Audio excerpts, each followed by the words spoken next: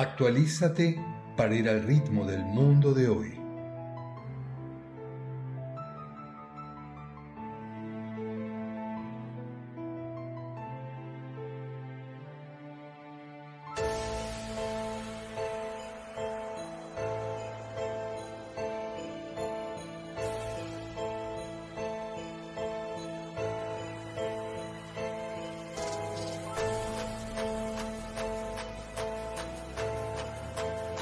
Cultura Mundis ofrece cursos, foros y talleres diseñados especialmente para ti, con un enfoque único en la experiencia, el aprendizaje y la igualdad.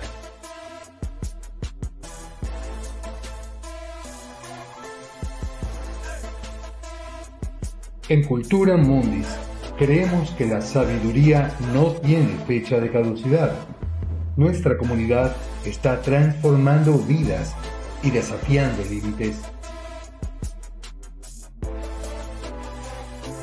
Únete a nuestra comunidad y sé parte del cambio. Visítanos en www.culturamundis.com, porque aprender es vivir. Hola, buenas noches a todas, a todos. Bienvenidos a Poetizando con Flavia Pecci Feltri. Flavia, bienvenida. Hola, gracias Johnny, ¿cómo están? Buenas noches a todos. Qué rico que estás con nosotros hoy. Bienvenida. Gracias Edgar, Ana María, Johnny, de verdad, un gusto estar aquí, un honor también, de Para verdad. nosotros.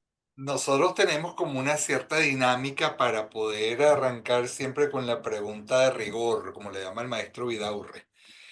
Pero yo esta vez no sé si empezar por allí, con la lectura de tu currículum, o hacerte... No, voy a hacer al revés. Te voy a preguntar primero, ¿qué es para ti la poesía? Y luego quiero leer tu currículum. Vaya. Ok, Muy vamos bien. a empezar, vamos a empezar al revés. Ajá. ¿Qué es para Flavia Pecci la poesía? Bueno, lo primero que me viene a la mente, para mí la poesía en un primer momento fue y es un refugio, un lugar donde calmar los miedos, el agotamiento, donde también es un lugar de contención y quizás un camino también a lograr en ciertos momentos cierta espiritualidad, eh, porque a través de la poesía, de su lectura sobre todo, el- sucede un fenómeno que para mí es absolutamente extraordinario, que es el lograr entender y comunicarme y estar en comunión con el entorno y con el otro, ¿no? Y entonces, bueno, es una manera de estar en el mundo, de observar, de ver las cosas, de verme a mí misma y de conectarme con el otro. Y entonces me produce una cierta serenidad y de nuevo, en estos años, en estos años que hemos vivido, que hemos transitado en Venezuela, ha sido un lugar de refugio. Y también recordando a Alfredo Chacón, que estuvo aquí también con ustedes hace unas semanas, la poesía ha implicado el contacto con otras personas de las cuales he tenido un afecto y una amistad que absolutamente agradezco, ¿no? Entonces, el estar en talleres de poesía desde el año, creo que 2008, 2009, y seguir en ellos y crear comunidad con otras personas que más o menos estamos viviendo lo mismo, pues ha sido también un apoyo fundamental. Y bueno, lograr a través del lenguaje o de la palabra y tratar de escribir algo que pueda generar un cierto asombro, conmoción o emoción al que lee, pues me produce una alegría, una cosa que pasa poco, que es algo absolutamente excepcional, pero que bueno, que quizás lograr que alguna cosa que uno escribe, una línea o dos, pueda generar una cierta emoción, pues también me da satisfacción. Aunque bueno, hay que tratar de escribir lo menos posible y de llenar el mundo de palabras, ¿no? Pero bueno. Bueno, ahí es donde quería llegar y me lo pusiste en bandejita de plata. Yo les quiero leer ahorita currículum de esta bella mujer que tenemos acá y que acaba de dar esa definición tan sensible, tan profunda de su vínculo con la poesía. Flavia Pesci Feltri es abogado, especialista en Derecho Constitucional y Derechos Humanos, profesor universitario en el área de Derecho. Claro, ¿dónde van ahí? Ya va, que tenemos a alguien con el micrófono abierto y No hay agua, seguramente cerraron los baños. no, no hay agua, qué horror. Y luz en Ay, otras partes aquí del no hay mundo. agua. Ay, Gaby tiene que controlar eso ahí no, rápido. no, no, ya nos enteramos que no hay Tranquilo. agua. Ok, entonces vamos. Ok, imagínense ustedes, profesor universitario en el área de Derecho Administrativo, socia del escritorio jurídico Baumeister and Breuer, desarrolló temas de investigación en las áreas de Derecho Administrativo, Constitucional, Derecho y Literatura. Su práctica se orienta al Derecho Constitucional y Administrativo, Derechos Humanos, Contratos Administrativos, Derecho Portuario, Obras Públicas, Derecho Minero y Arbitraje Comercial. Y tiene publicaciones en materia jurídica. Santo Dios del Sinaí. Y entonces uno dice, pero ¿cómo se come eso con la poesía? Dios mío. Y entonces uno va a la otra cara de la doctora Merengue, como dicen por ahí, y entonces uno encuentra, ya va, calmita, que tenemos que Flavia hace talleres, ha hecho bastantes talleres de poesía. Tiene el poemario Lugar de Tránsito, que fue seleccionado como ganador del Concurso Nacional de Literatura, organizado por la Asociación de Profesores de la Universidad de los Andes. Ha participado en muchas antologías, tiene varias publicaciones, entre ellas dos con Totman, Trazos en Fuga, Cuerpo en la Orilla. Y ahí, sí, bueno, están estas, que bueno, iremos hablando de ellas, ¿no?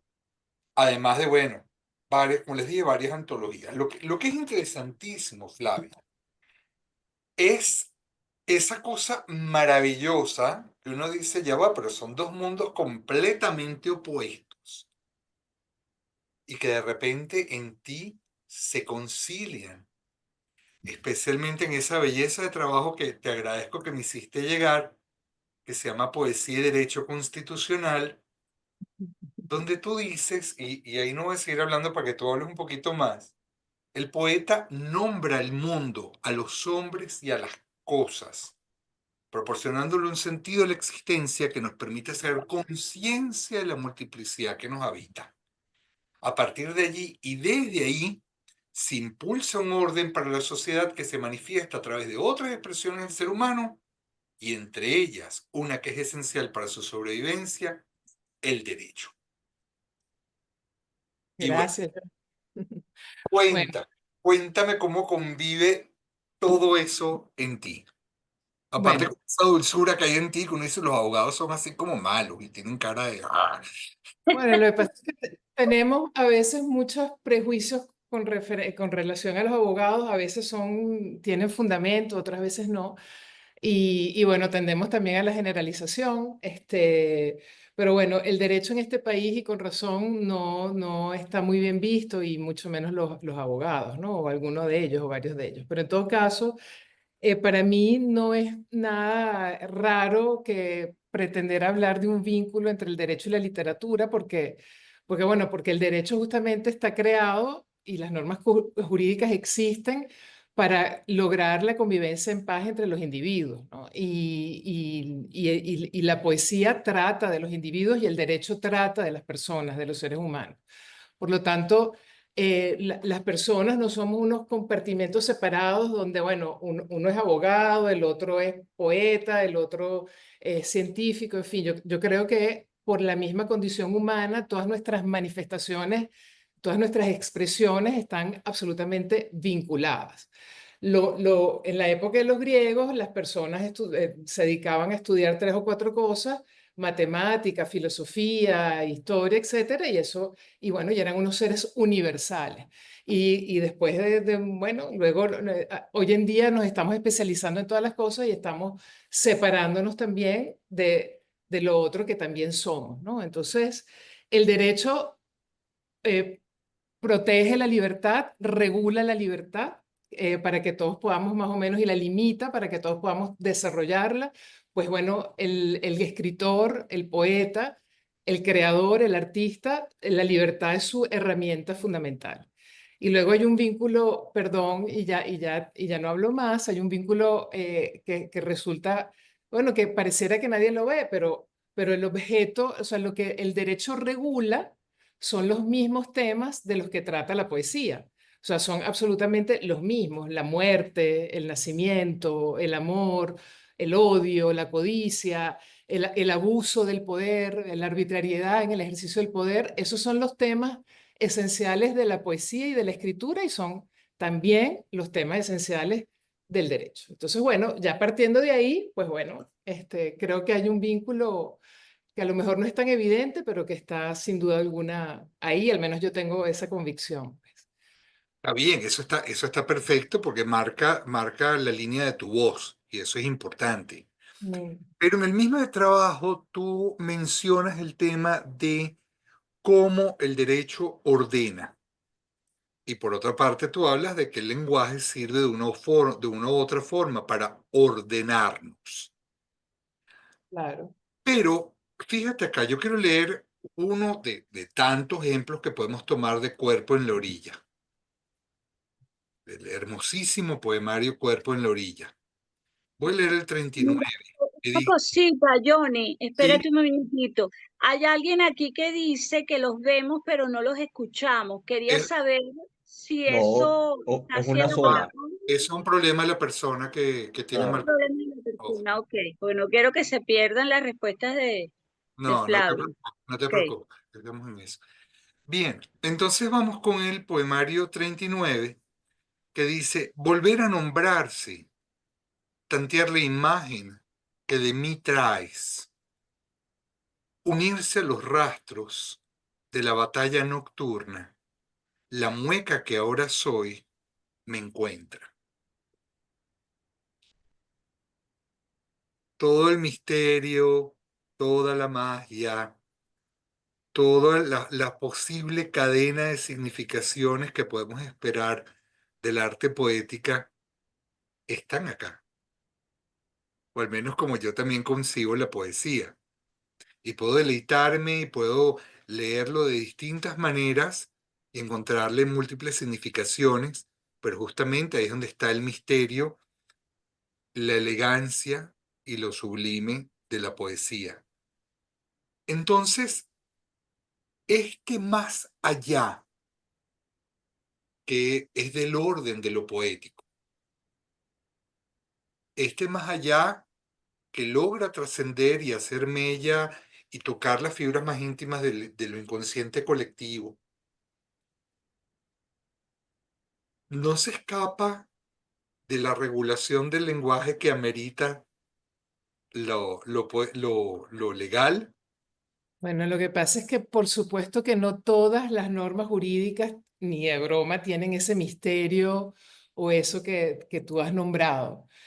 Cuando yo me refiero, por ejemplo, en ese trabajo que te mandé sobre poesía y derecho, me refería, por ejemplo, o sea, me refería concretamente al derecho constitucional como la norma base y fundamental de toda sociedad, y que se alimenta justamente de ese misterio y de esa trascendencia del humano. O sea, la norma fundacional de cualquier Estado se alimenta de esa trascendencia que logra expresarse simbólicamente a través de la poesía. Y cuando uno lee, por ejemplo, una constitución y lee el preámbulo de las constituciones o las constituciones primeras después de la Revolución Francesa, son textos poéticos, son textos donde van más allá, trascienden, porque de lo que se trata o de lo que tratan es justamente de lo humano y de regular esos comportamientos, y de que el poder concebido como un elemento para organizar la sociedad y para garantizarnos la vida y la paz, etcétera, etcétera,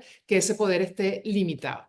Luego, por supuesto, cuando tú vas al derecho civil o a la norma o a la mercantil o etcétera, pero bueno, están las normas penales o las normas en materia de derecho de familia, que tratan de la muerte, la herencia, que tratan de proteger, en fin, todo al final está dirigido a esa trascendencia que somos y a ese misterio que somos. Pero por supuesto, ahí no vas a encontrar mucha poesía en la manera en cómo se expresa esa norma, pero lo que está detrás es esa trascendencia que somos.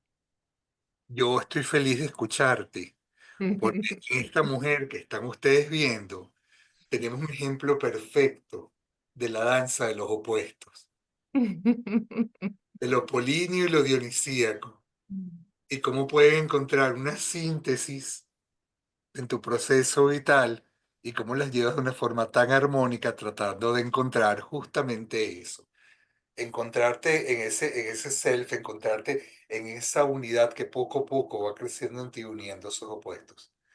De verdad que Bueno, gracias. leerte es una delicia y te quiero agradecer ese trabajo que me mandaste, porque tenemos que hacer una actividad con él, por tu profundidad y la manera como logras hacer esta danza de opuestos de una manera tan hermosa. Gracias, Johnny. Más bien la agradecida soy yo porque, bueno, a mí particularmente no me gusta hablar de mí misma, es una cosa que me pone muy nerviosa. Prefiero escuchar a los demás, pero esto me obliga justamente a la reflexión y estas cosas que te estoy diciendo ahora, bueno, no las tiene en el inconsciente o de repente las puedes escribir en algún momento, pero bueno, te obligan a pensar y a irse entendiendo uno mismo, ¿no? Así que yo les estoy absolutamente agradecida a ustedes y a la gente que ha tenido, las personas que tienen la gentileza también de estar aquí hoy. Gracias. Regalan, antes de pasarle la palabra a Edgar, ¿pudieras por favor leernos un poema tuyo, algo que te mueva, que te gusta, algo en lo que estés trabajando? Bueno, quizás pueda al final leer algún poema que esté trabajando, que estoy literalmente trabajando y que requiere mucha lectura, pero bueno, quizás puedo leer ahorita algo de uno de los poemarios, si les Por parece. favor, claro. Este, mm, a ver, perdón un momento.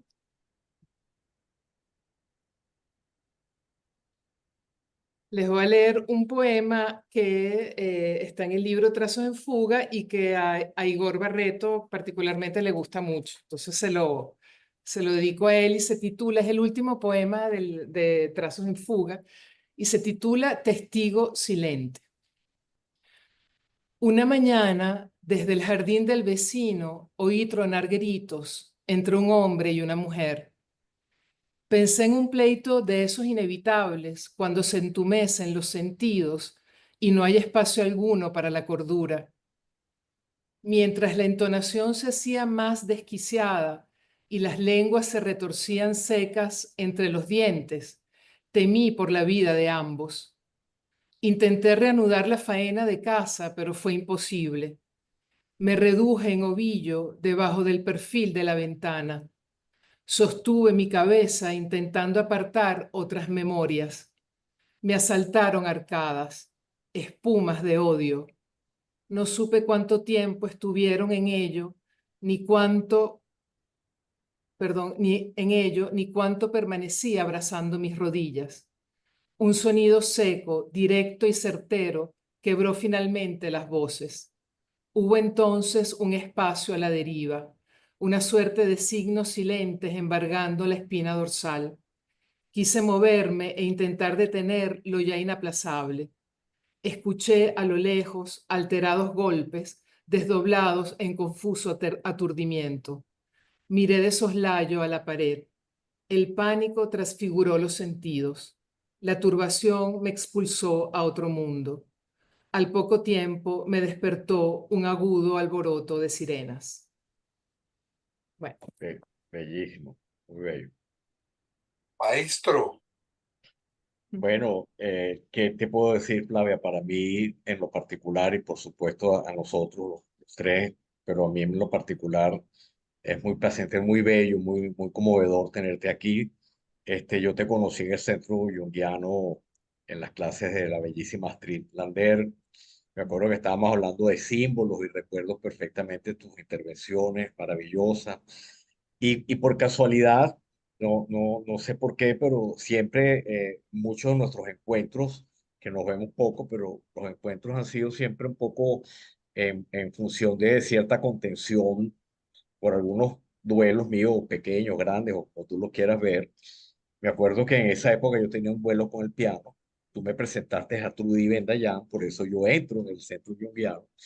Y ese duelo se resolvió, ¿no? Recuerdo después en el 2009 mi hermana muere y el primer mensaje que yo recibí de consolación fue el tuyo. Después, en otro momento también nos encontramos en Cálatos y tuve un momento mucha contención contigo. Casualmente hoy, por temas míos personales, por crisis de la vida, de la edad, lo que sea, haces presencia en un momento en el que también me siento contenido y me siento muy cerca de lo poético y de lo femenino, ¿no? Mira, un poco como abogado quería redondear lo que tú decías, porque el derecho tiene como objetivo un valor superior que es la justicia. Aparte de todo lo que tú dijiste, la justicia es justamente, bueno, el símbolo es incluso la balanza, ¿no? En la justicia, por un lado. Y por otro lado, creo que el derecho ha evolucionado mucho más allá de lo que era el derecho convencional. Están los derechos humanos, están los derechos de la mujer, los derechos del niño, que de alguna manera están basados en mantener la pureza, en mantener de alguna manera algo más, incluso más allá de la justicia, ¿no? Que es la razón de ser de la mujer o del niño o de la familia, como tú lo dices. Y en tu caso, yo que te he leído más o menos, además tuve el placer de leer eh, poemas iniciales que tú hiciste en aquel momento, hace ya varios años, y que de alguna manera me hiciste llegar. Tu voz siempre me ha parecido una voz muy cercana a esas voces como las de Ariadna o Dido, la reina Dido, ¿no? Ese lamento, ¿no? El lamento, cuerpo en la orilla, o sea, hay como una especie de, de hondura femenina en el lamento de tu voz que de alguna manera calza además muy perfecto en lo que tú dices, ¿no? Por ejemplo, en esa gran entrevista que te hace Hugo Prieto en Pro da Vinci, tú hablas el adentro y el afuera, ¿no? O sea, tú dices, no, el diálogo es conmigo, es con mi interior. El afuera está justamente afuera, pero lo integras. Entonces, de alguna manera lo haces además con el reconocimiento de la alteridad, con el reconocimiento del otro. En este caso, la circunstancialidad, la tragedia, los abandonos. Bueno, te pongo el ejemplo de Ariana y de Dido porque los dos casos en los mitos hay temas de poder, temas de exilio, temas de castigo, temas de punidad, temas de abandono.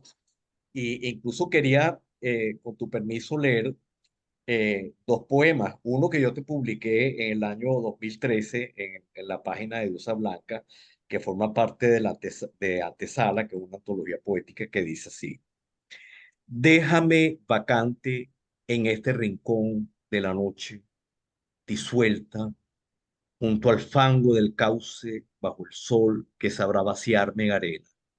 Déjame piedra. Y el segundo es muy cortico, dice abandono, anclada en un desierto de aire, un grito mudo me desborda. Eh, a mí me sigue resonando ese lamento de Dido que ante su destino impone su lamento, igual que Ariadna, y el reconocimiento del otro. En esa misma entrevista tú hablas de que detrás del poema está el dolor y seguramente la soledad. Y a veces me pregunto, entonces, ¿qué está delante del poema? ¿No? ¿Qué es lo que está delante del poema? Y me gusta, me conmovió mucho cuando tú hablas de qué es la poesía, que no hablas qué es la poesía tú como escritora, como poeta, ¿no? Tú dices qué hermoso me pareció cómo te penetra la poesía cuando la lees, cuando lees al otro. no cuando tú escribes, sino la poesía como un fenómeno que te trasciende, que te abarca, incluso que te penetra más allá de lo que tú puedes hacer como poeta. Entonces, y además la despojas, la desnudas de puntos, de comas, de todo eso lo dices en esta misma entrevista. Pero, y aquí viene mi pregunta, porque yo siempre ahondo en qué es para ti la poesía. Quería hacer un previo de algo que dice Igor. Dice, para Flavia Pesky-Feltri, es una poesía de posguerra, el sentimiento de posguerra que sobrevive al fracaso amoroso y sobre todo a los conflictos. Aquí vuelvo entonces un poco a Arianda. Pero más adelante en la entrevista de Poda Vinci, tú dices, el poema es un arma, un poema puede ser una bala. Y a mí me cimbró eso que tú dices ahí, ¿no? Te pregunto, ¿el poema es un diálogo interior, es un lamento, puede ser una bala? Edgar, bueno, primero gracias por todas las cosas que has dicho. Yo también tengo este maravilloso recuerdo de nuestra relación, que fue producto justamente de mis inicios en la poesía y gracias a Astrid Lander y a partir de ahí nos hemos encontrado y contactado y creado esta hermosísima amistad de la que bueno, estoy muy agradecida con respecto a la pregunta que haces, la poesía, el diálogo, claro que es un diálogo interior y es un diálogo interior que busca interpretar o, o sublimar lo que está afuera, que genera dolor, que hace daño, que uno siente en momentos que no puede controlar o manejar, no controlar, pero al menos manejar. Entonces hay una permanente comunicación entre eso que uno está, lo que está afuera y lo que está dentro, y la palabra poética lo que hace en mí es crear ese diálogo para sublimar esa realidad y de alguna manera hacer conciencia de esa realidad.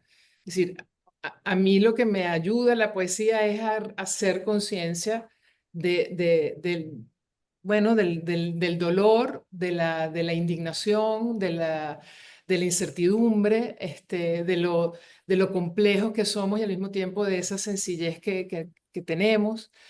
Y tú preguntabas, bueno, ¿qué hay delante de la poesía? Bueno, ese mundo que está afuera.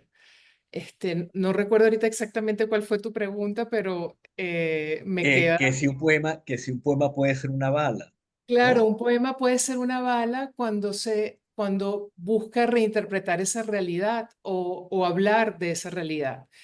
Y de hecho lo que me sucedió a mí, digamos, en los dos poemarios publicados por Todman, Cuerpo en la orilla, evidentemente es un poemario que habla de ese yo, bueno, de un poco de lo que uno va sintiendo, de las cosas que uno va reflexionando, etcétera.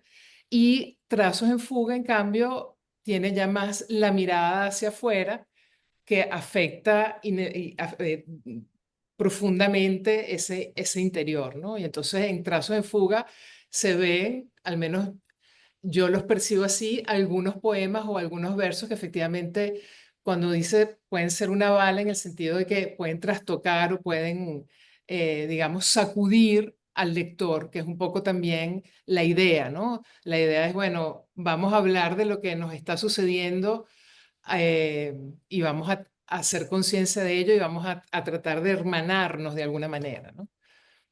Así es. Bueno, yo voy a tener el atrevimiento y el obsequio para los que nos están oyendo de leer un poema inédito tuyo de los que me hiciste llegar en aquella oportunidad, que se llama Lejos. Y mira cómo empieza. Me aplastas con balas de ira porque me descubres libre. Me escupes tu negrura para ensombrecerme, pero me lavo con lluvia. Me voy sin que lo adviertas, sin que lo sepas. Me voy hacia mi interior, donde no cabe la duda, donde no cabes tú. Y creo que esto resume exactamente lo que tú dices. La poesía es un refugio ante el zumbido de las balas, ¿no? Este, y de alguna manera las balas han marcado la humanidad desde que el hombre inventó la pólvora hasta ahorita en este momento donde estamos viendo incluso los recrudecimientos de una guerra que se ve, que se huele casi en el aire, ¿no? Casi podemos oír el zumbido de las balas. Se fue la luz en Francia, en España, en Total. Portugal. Aparentemente estos son guerras cibernéticas que se están creando que a veces hacen más daño que las balas. Pero quería cerrar, antes de darle la palabra a la exquisita Anne-Marie, eh, tocándote otra cosa que tú comentas, y es que tú dices que tú empezaste a leer la Biblia y que la empezaste a leer una especie de curiosidad literaria. ¿M?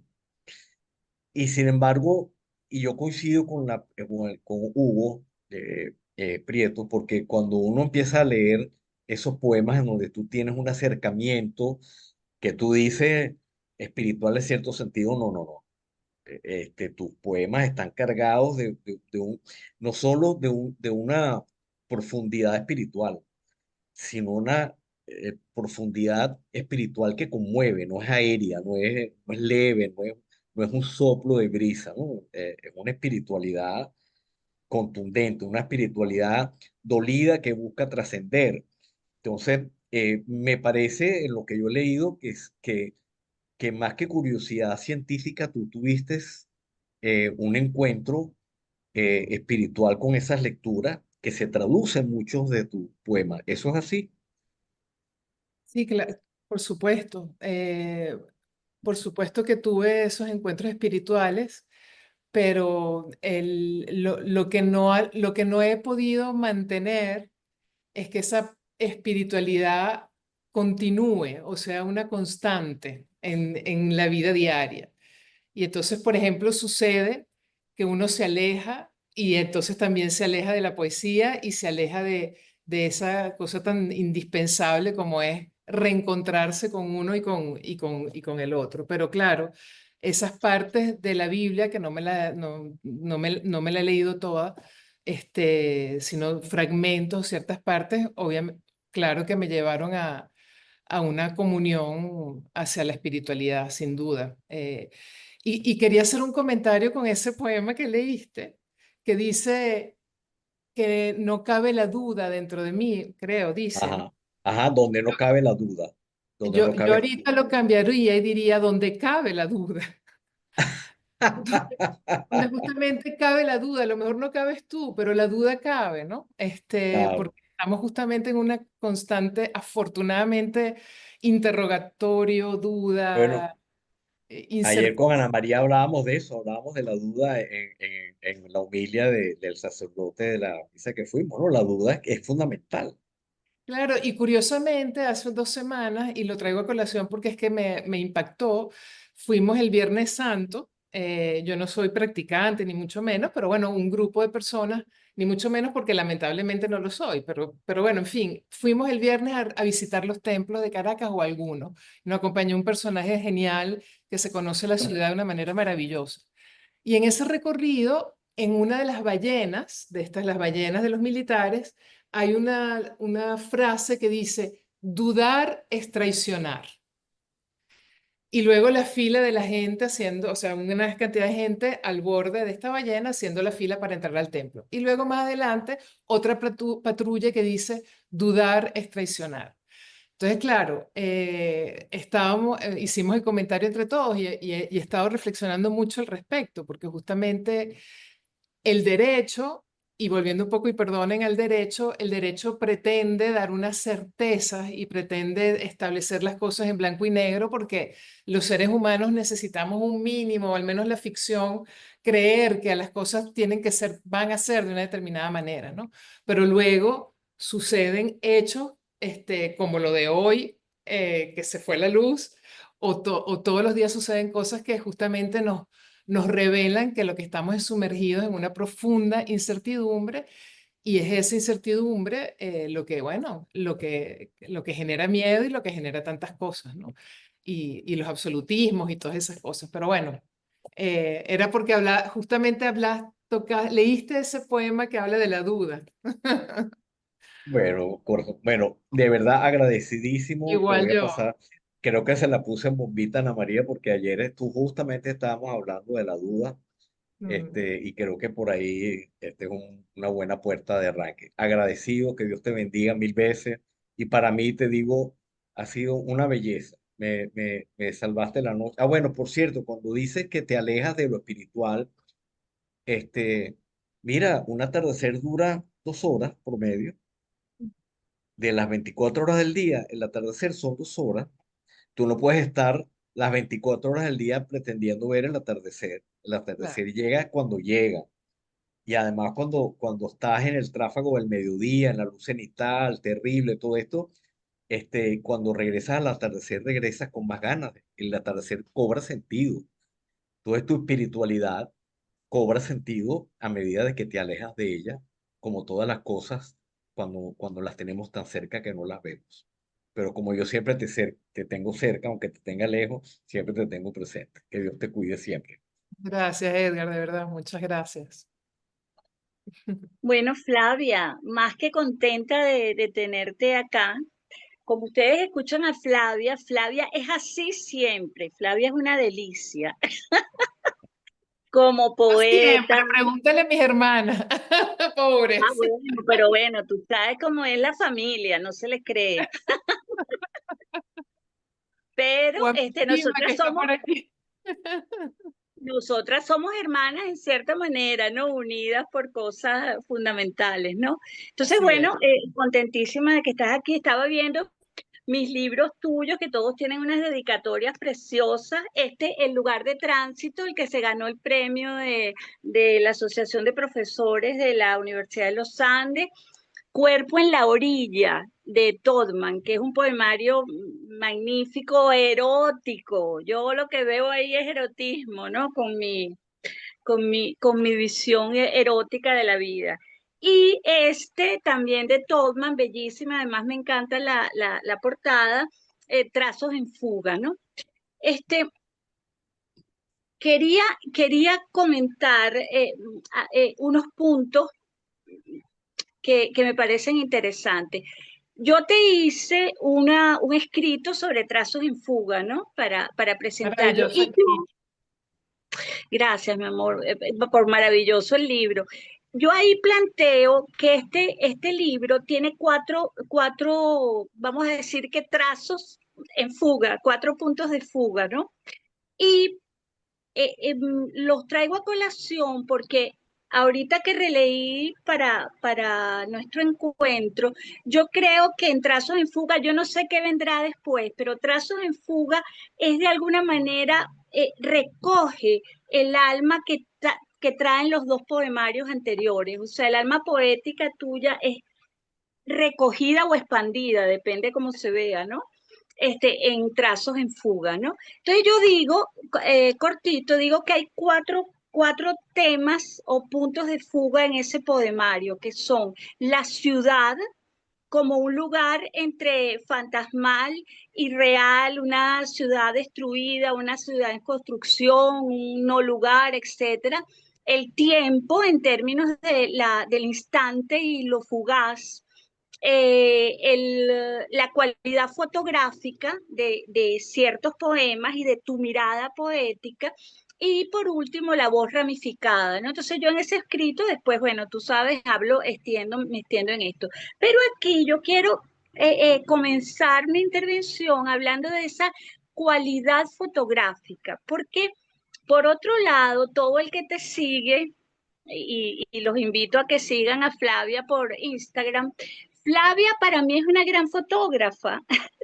Tiene una visión absolutamente estética en términos de imagen, ¿no? Y tiene la cualidad de agarrar el instante. Y esa misma cualidad la tiene en ciertos aspectos de su poesía. De hecho, hay aquí una parte que se llama instantáneas, ¿no? Entonces, la cualidad de ir al detalle, a profundizarlo y como traer el momento, ¿no? Eso me parece que es una de tus virtudes, ¿no? Tienes fotografías extraordinarias que incluso yo me he robado y las he puesto en en mis redes porque son magníficas, ¿no? Entonces quisiera comenzar por allí, Flavia. ¿Cómo influye tu gusto por la fotografía? Porque es obvio que tú tienes un gusto extraordinario por la fotografía. Tú, por ejemplo, fotografías unos pimentones y parecen, bueno, que va directo a pensar en las grandes obras del Renacimiento. O sea, es una estética de la imagen imponente. Entonces, ¿cómo influye ese gusto, esa estética fotográfica del instante en la poesía de Flavia? Bueno, es que creo que, bueno, gracias Ana María, gracias por todo lo que voy a salir aquí con un ego gigante, o sea, de verdad, creo que están exagerando un poco, bastante, pero bueno, eh, quizás es al revés. La poesía, el ejercicio de detenerse a mirar el mundo y mirarlo de afuera y mirarse adentro y tenerlo como un cierto hábito, me ha llevado a detenerme puntualmente en ciertas imágenes. Y al reconocer una belleza en esas imágenes y a la necesidad de bueno, de fotografiarla, ¿no? De ponerla ahí. Entonces, ahí también creo que hay un vínculo importante entre la poesía y la fotografía. Ambas son imágenes, ambas están hablando sobre cosas y se detienen en una palabra, en una descripción o en una foto. Y bueno, y son complementarias. Entonces, yo antes no tomaba fotos, quizás también creo que nos pasa un poco a todos la facilidad de estos teléfonos maravillosos, etcétera, que no. Pero creo que primero vino la observación a través lo que eso que llama Armando Rojas Guardia bellamente, vivir poéticamente, y luego ese ejercicio me trajo como consecuencia que me detuviera a tomar fotos. No lo había pensado, pero creo que funciona así, o ha funcionado así. Bueno, y has hecho una conjunción muy buena, ¿no? Entre esos dos mundos que están, como tú bien dices, están muy unidos y muy unidos por otra cosa que nos hablaba mucho nuestro Armando, que era la atención, ¿no? Sí. El poder mantener la atención y tener una actitud contemplativa, ¿no? Eres una cazadora de momentos, como diría Cartier-Bresson. No, y también que me sucede que cuando ves una imagen hermosa, una mirada, unos pimentones o un paisaje, lo difícil lo difícil para mí el poderlo describir con las palabras. O sea, hay una gran limitación, al menos para mí. O sea, porque la palabra no te permite, al menos a mí, que no me permite hablar de toda esa belleza o hablar de ella de manera apropiada o como yo creo que hay que hablar. Oye, qué bueno, porque fíjate que además recordé ahorita a Cortázar que él decía que una de las maneras de combatir la nada es tomar fotografías, ¿no? Entonces esa necesidad de captar el momento tiene que ver con otro de los puntos que yo veo aquí en Trazos en Fuga, que es el tema del tiempo y la fugacidad. Y la fugacidad de la vida, como el deseo de atrapar, o sea, estos pimentones hay que atraparlos, ¿no? O sea, o las granadas, o el viento, el mar, o sea que es interesante. Me gustaría, Flavia, que leyeras de este libro que creo que, aunque también en Cuerpo en la Orilla, pudiéramos hablar también de instantáneas, pero como este tienen expresamente Sí, instantáneas, si tú las pudieras leer, las que tú claro que consideres sí. pertinentes. Ya va, perdón, las voy a leer, las leo todas, pues son breves. Sí, son Entonces, breves, son instantáneas, es que es una maravilla. instantáneas. Entonces, uno, caravana de hombres sueltos, juncos mediados en tiempos grises. Dos, el ayuno mengua toda fuerza, es una cárcel este espeso día. Tres, ondas de fuego por el pecho, Este pánico es firme y terco. 4. Bruma en la isla de los ojos, piel hurtándose a sí misma, ensangrentada de repudio. 5. Verdes nacientes entre las ramas de un árbol desierto. 6. Mortal la mirada del ciego ante el paisaje desnudo. 7. Agoniza la enredadera de sus manos en el cuerpo hundido. 8. Cae el margen, yerra en el sinfín. Y luego hay una nota a pie de página que dice que es de Susan Sontag, que habla de la fotografía, y ella dice, algo feo o grotesco puede ser conmovedor porque la atención del fotógrafo lo ha dignificado.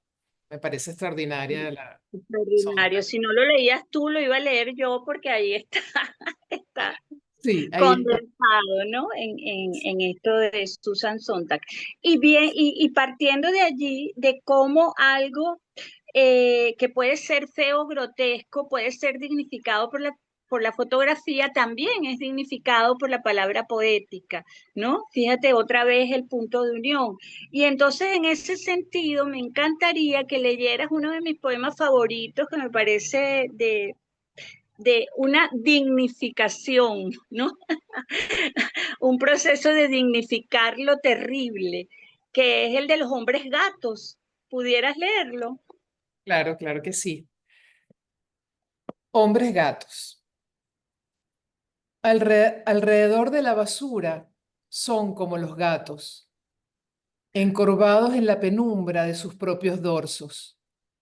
Descartan los desechos con aprensivos movimientos. ¿Será el asco metódico o la debilidad del esmero? Escarban, separan, huelen, escogen, ponen en bolsitas el alimento, las guardan en humildes morrales. Se les ve cada día en cada esquina de dos en dos. Miran de reojo, reaccionan si escuchan algún ruido, se achican cuando alguien les pasa de lado.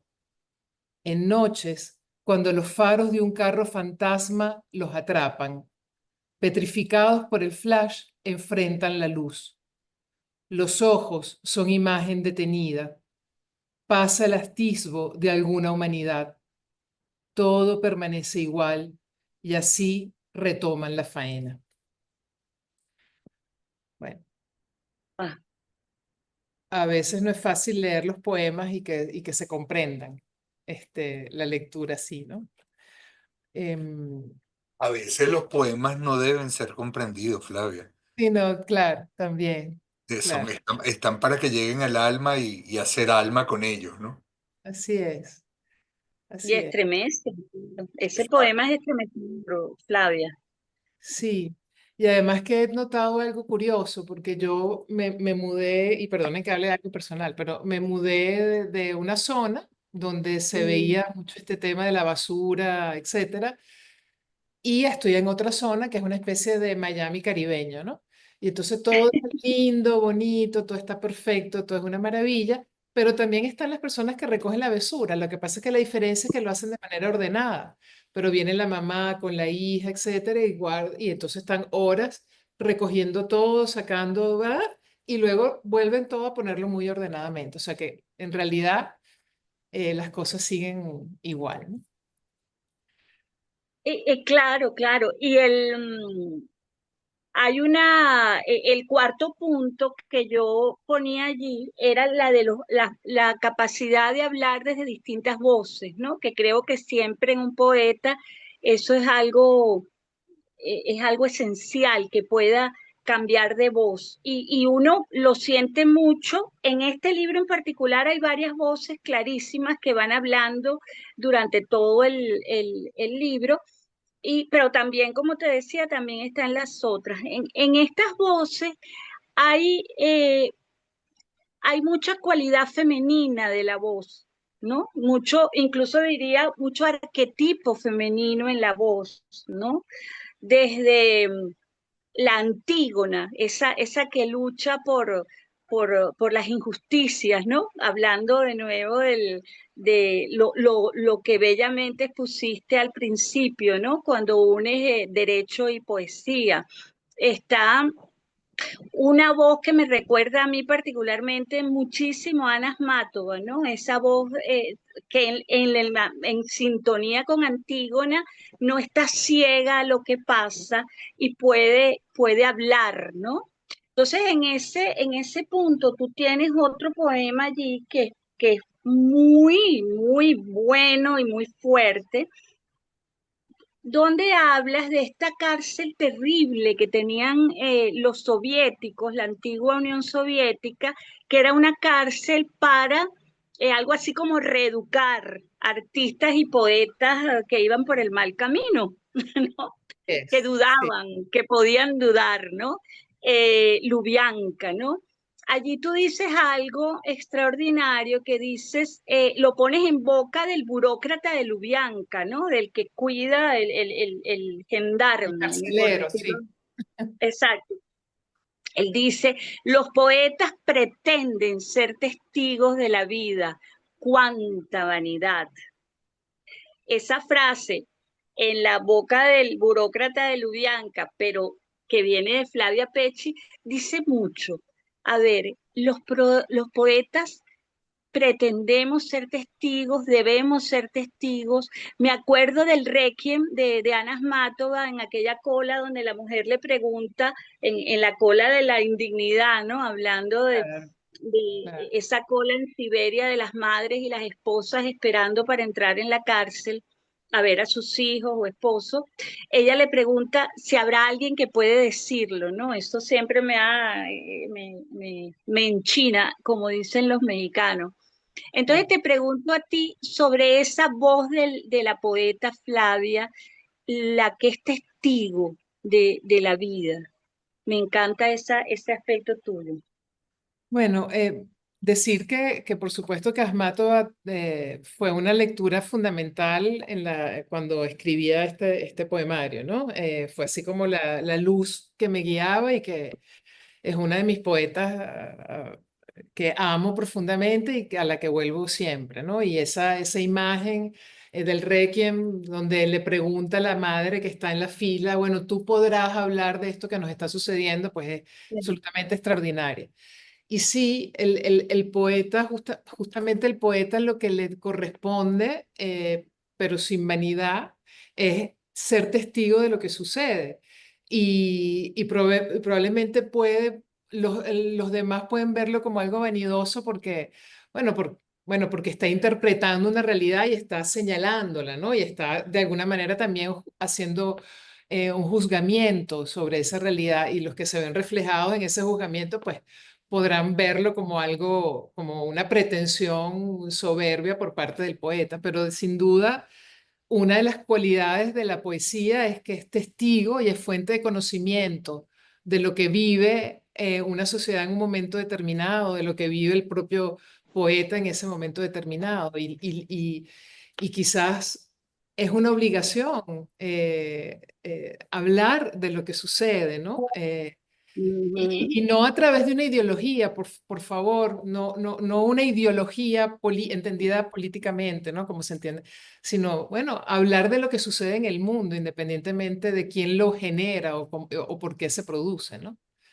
Este, Claro que ahí tocas un elemento importantísimo en la poesía, que es poder ser testigo de lo que ocurre y de las injusticias, pero no convertir la poesía en un panfleto político, ¿no? Sino sigue claro siendo que poesía, ¿no? Ujú. Claro, que justamente el terror que a mí me causaba hablar o sea, escribir este tipo de poesía, como cuando mencionas Cuerpo en la orilla, que por cierto, Cuerpo en la orilla, buena parte de esos poemas los hicimos juntas, Sí. porque decidimos escribir unos poemas eróticos, yo nunca lo había hecho y fue una decisión, primera vez que yo tomaba una decisión de escribir sobre algo y bueno, junto con Sandy Yujas y Ana María que tiene unos poemas extraordinarios.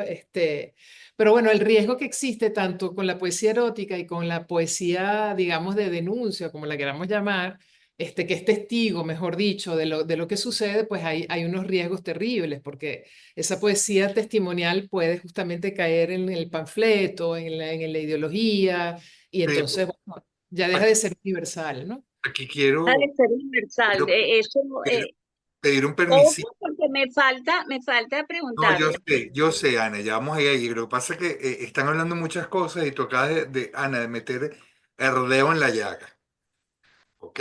Como debe ser. Como debe ser.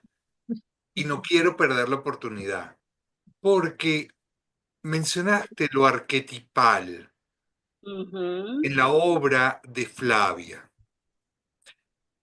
Y fíjate qué interesante y cómo es el uno por uno, porque no se puede hablar de lo erótico para todos.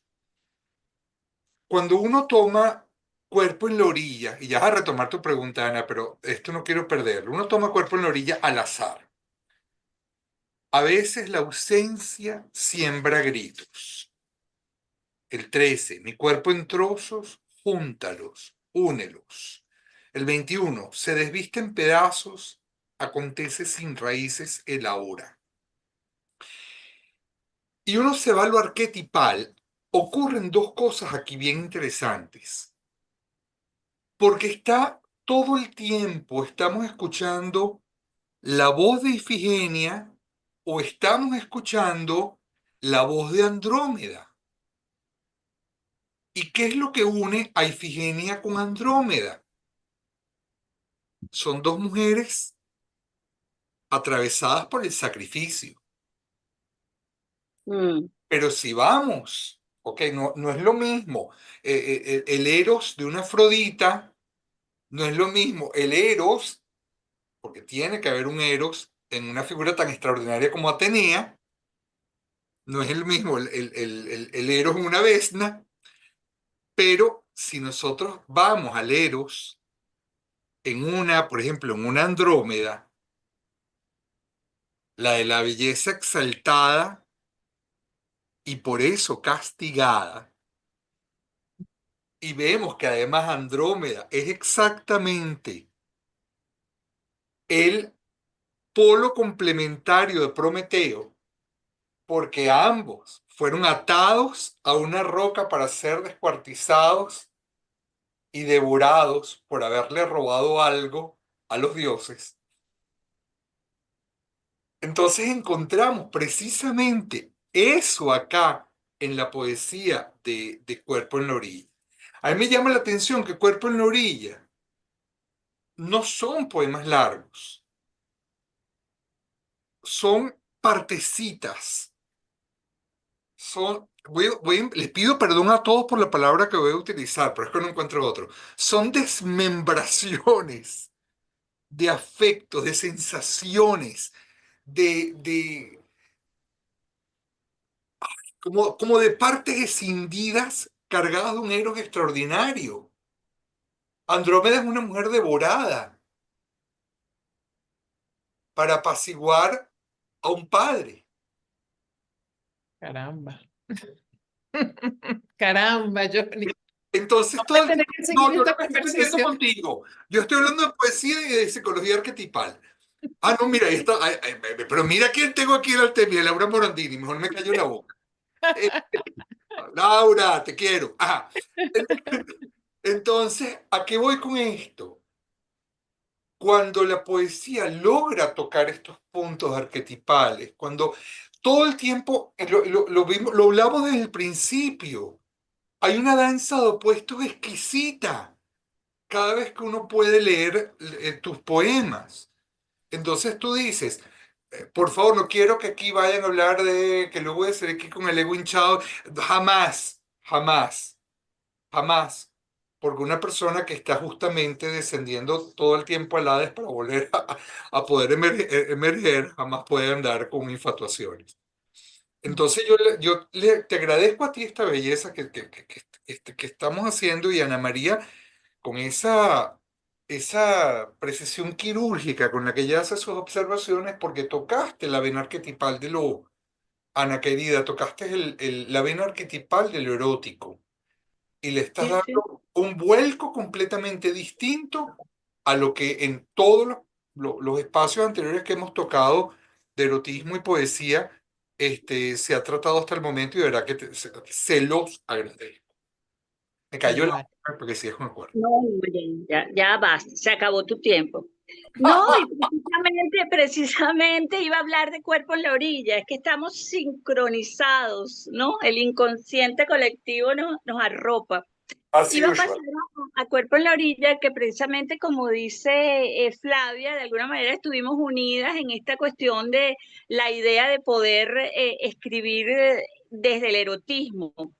Cuando digo las voces arquetipales femeninas, ya están en trazos en fuga estructuradas y aparecen desde distintas vertientes. Tuviste a Ifigenia, Andrómeda, Edgar Bea, Ariadna, está Atenea por allí. De alguna manera, como yo decía, que trazos en fuga recoge el espíritu poético de Flavia y lo despliega, en Cuerpo en la Orilla también vamos a encontrar el erotismo de lo arquetipal femenino en sus diversas advocaciones, ¿no? O sea, que no solo es la Venus que emerge del mar, aunque hay bastante mar aquí. Por ejemplo, fíjate esta que se llama Marea, es muy corto, ¿no? Como tú dices, son poemas cortos, porque el erotismo yo creo que se da así. El erotismo es un temblor, un pálpito, un gemido. El erotismo no puede estarse desplegando en exceso y convirtiéndose en otra cosa, ¿no? Un poco lo que ella decía, el peligro del erotismo de ser testigo, ¿no? Entonces ella, mira esta delicadeza de un erotismo atravesado de dos voces arquetipales. Se llama Marea, miel en mi boca, boca guerrera, sube, baja, sube, baja, seré tu templada ola. Es una maravilla. Flavia, yo quiero que leas algún poema de Cuerpo en la Orilla, por favor. Vale. Y después yo quiero cerrar mi parte con uno de los poemas inéditos de esos antiguos que yo tengo de ellos. Vale. Bueno, voy a leer Cruzada. Ah, me leíste el pensamiento, Flavia, no puede ser. Vale. Entonces dice, hay una guerra que no hemos iniciado. Deja tus botas al pie de la puerta. A mis calles nadie se acerca. La espesura de mis labios te aguarda. Encarna en esta piel sin dejar de pulsarme. Levántame como el más alto árbol. Plántame entre tus piernas. Que el río nos susurre, lo blando estremezca, tus dedos viertan todas mis aguas. Arrástrame hasta el último grito. Qué Wow, belleza, qué belleza, qué belleza. bellísimo. Flavia, qué maravilla. Bueno, yo voy a cerrar muy rapidito, primero con un ofrecimiento, que más que un ofrecimiento es casi una petición. Yo quisiera, si tienes algún trabajo, o es parte de estos poemas que no hayan sido publicados nosotros, para Diosa Blanca sería una, una delicia, una maravilla, un milagro tener una diosa como tú dentro de su catálogo, ¿no? Y Gracias. quería llevar uno que no sea, a lo mejor tú me comentaste que habían, a lo mejor algunos que habían sido Publicados. añadidos, ¿no? Este se llama Me llevas a ti. Dice, tu cuerpo no está, pero te repites en mí milagrosamente. Te reconozco en mis ausencias, en mis desvaríos, en mi oscuridad. No estás para que me reveles, para que me expliques, para que llores tus carencias. Solo tengo una ausencia paradójica porque me abarcas entera y me llevas en ti. Quiero aclarar que esto es un poema profundamente erótico y sin embargo, este fue uno de los primeros poemas que Flavia se atrevió a escribir en su momento, que lo revisó Astrid Lander y después yo tuve la dicha de verlo. Y aunque obviamente hay mucho, como dice Johnny y Ana María, mucho arquetipo que desfilan en imágenes por esos maravillosos poemas, yo sigo reconociendo que el abandono y el lamento en la orilla del mar se me asemejan mucho a esa Ariadna que se redime a sí misma y renace de sí misma, de su lamento. Acuérdate que el nacimiento es un llanto, un lamento, es un canto. Y yo, como te digo, más que, bueno, por supuesto te admiro como poeta, pero calladamente te he admirado siempre y me ha conmovido mucho tu voz poética. Bueno, la verdad es que yo, la que está conmovida y bueno, soy yo y voy a escucharlos nuevamente todo lo que están diciendo para, bueno, para tratar de entenderme, ¿no?